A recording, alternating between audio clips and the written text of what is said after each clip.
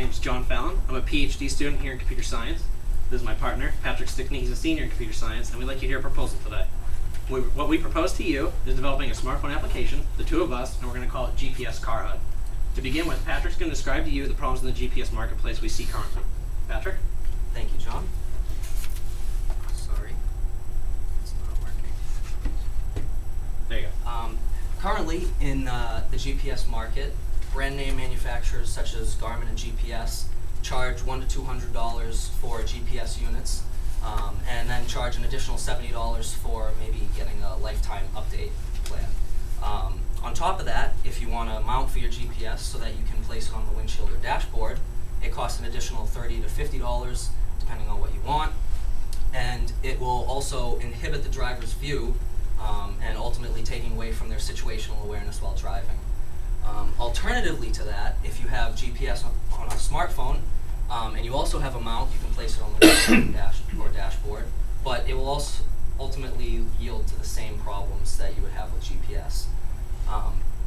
One of the major issues also that we see in driving today is texting and driving, and people will most likely respond to a text that they get while driving while their phone is readily available to them in their hand or in their pocket or on the console.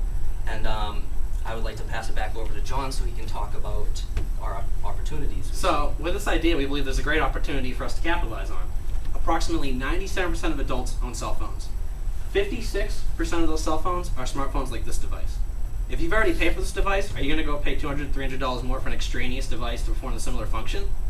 You shouldn't, and we don't want you to. So, in this chart down here, you can see that ever since last year, over 500 million smartphones have been produced and distributed. And as you can see, the analysts believe this number is only going to increase. Our market cap is only going up. That's good news for us. Also, we have here's a chart from Garmin, one of the top leading GPS manufacturers that Patrick mentioned. As you can see, the automotive part right here of their revenue is large. We believe that we can get into this emerging field and capitalize on it. Now, Patrick will describe to you our solution to the problem. So our solution we propose is that we would take the device's display and project it directly onto the windshield itself. So let me explain.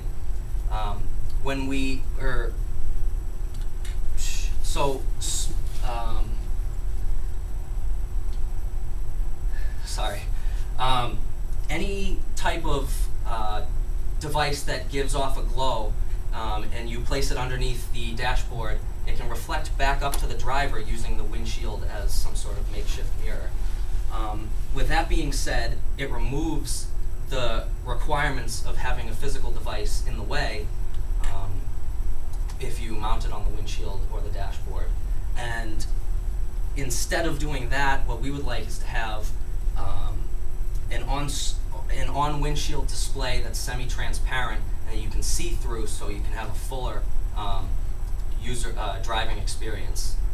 And our solution would like to take a minimalist approach so that the users can have, or the drivers can have an at-a-glance information of their current location, their next GPS bearing, and their speed. And now I'll pass it back over to John so he can talk about our competition. So we researched the competition's already out there. There's the App Store for Android, iOS. Going through that, there's a few applications out there that can display on your windshield. The one thing is, a majority of them are just speedometers. It's some simplistic thing a developer made in one night so that users could have for one day, and it's trendy, and all my friends can check this out. Gets boring, not really useful. You already have a speedometer in your car. Why do you need that on your windshield? So in terms of things that can actually match our functionality of showing GPS and on the windshield, there's about 1 or 2 apps out there that can do it. We had other drivers that we know tested out, and they gave us some feedback saying they felt their interfaces were clunky, bulky, too much information. We believe our minimalist approach in this situation will be exactly what's necessary to be number one in terms of this area. So we're also going to first develop for Android. As you can see in this chart down here, 48% of the market share of 2012 was Android. That number's only gone up since then.